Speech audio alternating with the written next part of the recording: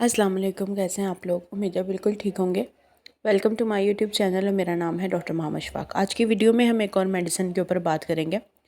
Medicine का नाम है डेक्लोसेफ। डेक्लोसेफ क्यों इस्तेमाल की जाती है, उसके क्या फ़ायदे हैं, क्या नुकसानात हैं, किन मरीज़ों को इस्तेमाल करवाई जाती है, क्या क्या साइड इफ़ेक्ट्स हैं और किस तरह से आप इस टैबलेट को यूज़ कर सकते हैं और कौन से लोगों को इसको इस्तेमाल नहीं करना चाहिए। तो इस वीडियो में इसी चीज़ पे बात करेंगे। तो वीडियो स्टार्ट करने से पहले मेरा चैनल ज़रूर सब्सक्राइब कर लें, बेल आइकन भी प्रेस कर लें ताकि मेरी सारी वीडियोस आपको टाइमली मिलती रहा करें।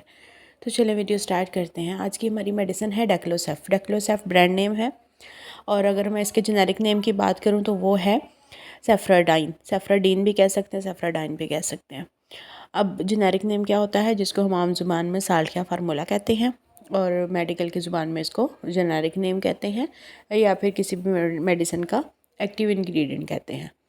और ऊपर जो बड़ा सा हरूफ में नाम लिखा होता है, जैसे कि डेक्लोसेफ लिखा है, ये ब्रांड नेम होता है जो कि चेंज होता रहता है अपने ब्रांड्स के हिसाब से, लेकिन जेनेरिक नेम चेंज नहीं होता। तो आपने जब भी मेडिसिन का नाम याद रखना है, कोशिश करें जेनेरिक नेम ज़्यादा से ज़्यादा याद रखें, क्योंकि नॉर्मली आप कभी किसी शॉप पे जाएं फार्मा की, तो वहाँ पे आपको कोई मेडिसिन दिखा के आप कोई भी मेडिसिन लेते हैं तो उसका ऊपर से बॉक्स चेंज होता है कई दफ़ा। तो डॉक्टर वो आपको यही कह रहे होते हैं, जो फार्मासिस्ट होते हैं, कि मेडिसिन वही है लेकिन सिर्फ बॉक्स चेंज है। तो उसका मतलब होता है कि ब्रांड चेंज है लेकिन नीचे जो जेनेरिक नेम है फार्मूला साल्ट है वो वही है। होप आपको इस चीज़ की क्लियरेंस हो गई होगी। अब हम आगे आते हैं इसके यूजेस के ऊपर। यूजेस क्या है, इस्तेमालात क्या हैं, कौन से मरीज़ों को दी जाती है ये दवाई और ये किन मामलात में इस्तेमाल की जाती है। तो डेक्लोसेफ हमारे पास एक बहुत ही अच्छी एंटीबायोटिक के तौर पे काम करती है। एंटीबायोटिक क्या होते हैं? एंटीबायोटिक कहते हैं ऐसी दवाइयाँ, ऐसी मेडिसिन की क्लास जो कि इन्फेक्शन के ऊपर काम करती है, इन्फेक्शन के ख़िलाफ़ काम करती है, बैक्टीरियल इन्फेक्शन पे ख़ास तौर पे।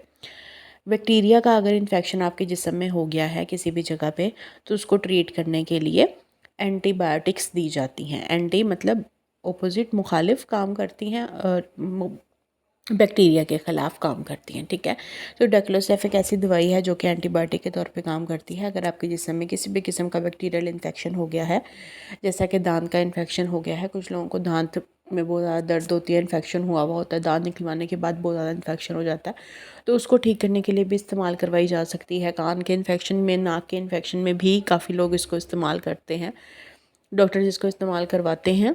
और इसके अलावा अगर आपको यूटीआई का, पेशाब की नाली का इन्फेक्शन हो गया है, तो उस कंडीशन में भी इसको इस्तेमाल करवाया जा सकता है। पेट के इन्फेक्शन में भी हेल्पफुल साबित हो सकती है। इसी तरह आपको बॉडी में किसी भी जगह पे अगर आपको इन्फेक्शन हुआ हुआ है, टिश्यूज़ में आपके जो मसल्स हैं इनमें कोई प्रॉब्लम हो गई है, इसके इन्फेक्शन में भी आप इसको इस्तेमाल कर सकते हैं। मतलब आपकी बॉडी में अगर आपको किसी भी किस्म का बैक्टीरियल इन्फेक्शन हो चुका है, तो उसको ठीक करने के लिए आप इस दवाई का इस्तेमाल करवा सकते हैं। अब हम देख लेते हैं कि इसको आपने इस्तेमाल कैसे करना है। तो एक चीज़, जैसा कि मैं हमेशा आपको कहती हूँ कि मेडिसिन का इस्तेमाल कभी भी आप खुद से ना करें, डॉक्टर की प्रेस्क्रिप्शन को फॉलो करें। और वैसे भी ये एंटीबायोटिक्स हैं, तो एंटीबायोटिक्स का इस्तेमाल जितना हो सके बिल्कुल भी ना ही करें तो बेटर है। सिर्फ तब करें जब आपको बहुत ज़्यादा ज़रूरत हो, क्योंकि एंटीबायोटिक्स बहुत ज़्यादा नुकसानदेह साबित हो सकती हैं आपके लिवर और आपके किडनीज़ के लिए ख़ास तौर पर। तो एंटीबायोटिक का इस्तेमाल कम से कम करें। नॉर्मल सी कंडीशन में एंटीबायोटिक का इस्तेमाल ना करें। जैसा हल्का सा गला ख़राब हुआ, बुखार, हल्का सा आपको नज़ला हुआ या इस तरह का कोई मसला हुआ, तो फ़ौरन से एंटीबायोटिक का इस्तेमाल ना करें। थोड़ा सा वेट करें, रेस्ट करें, डाइट को बेटर करें, तो चीज़ें आहिस्ता आहिस्ता स्टीम लें तो बेटर हो जाती हैं। प्लीज़ एकदम से एंटीबायोटिक का इस्तेमाल ना करें।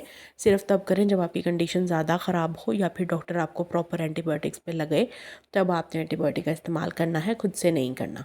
तो आपने इसके लिए डॉक्टर की प्रिस्क्रिप्शन को ही फॉलो करना है।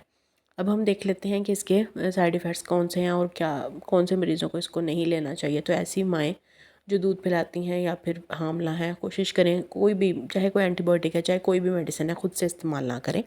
उसके बहुत से बुरे असरात आपके बच्चों पे भी हो सकते हैं। इसके अलावा आपके जो किडनी के पेशेंट्स होते हैं, गुर्दों के मरीज़ होते हैं, या फिर जिगर के जो या दिल के जो मरीज़ होते हैं, वो कोशिश करें किसी भी दवाई का इस्तेमाल खुद से ना करें।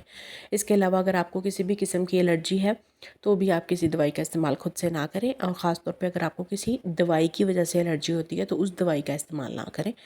और अगर आपको वो डॉक्टर ने कोई दवाई ऐसी बताई है और आपको उसको खाने से कोई एलर्जी हो गई है, तो परेशान होने की बजाय एंटी एलर्जी का इस्तेमाल करें और करीबी डॉक्टर को विज़िट करें। इसके अलावा आप ऐसे इसके और क्या क्या नुकसानात हो सकते हैं, मतलब साइड इफ़ेक्ट्स हो सकते हैं आपको।